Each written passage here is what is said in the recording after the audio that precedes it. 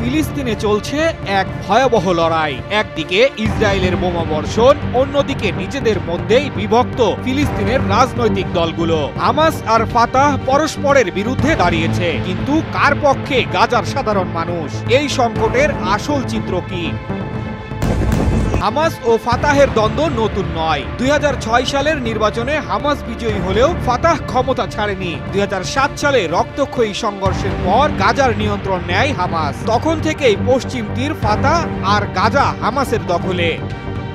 7 October হামাসের হামলার পর ইসরায়েল গাজাকে ধ্বংস করে দিয়েছে, কিন্তু হামাসের অবস্থান এখনো শক্ত।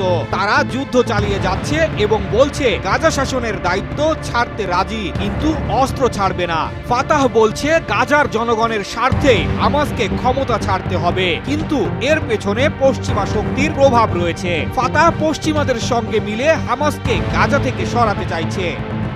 গাজার মানুষ কি চায়? তাদের অধিকাংশই হামাসের সঙ্গে আছে, কারণ তারা মনে করে প্রতিরোধী একমাত্র পথ। হামাস না থাকলে ইসরায়েল পুরো গাজাকে গ্রাস করবে। এ সংকটে বিশ্ব কি করছে? জাতিসংঘ ও আরব লীগ যুদ্ধবিরতির আহ্বান জানালেও ইসরায়েলের হামলা বন্ধ হচ্ছে না। ফাতাহ হামাস ঐক্য না হলে এই সংকট আরো গভীর হবে।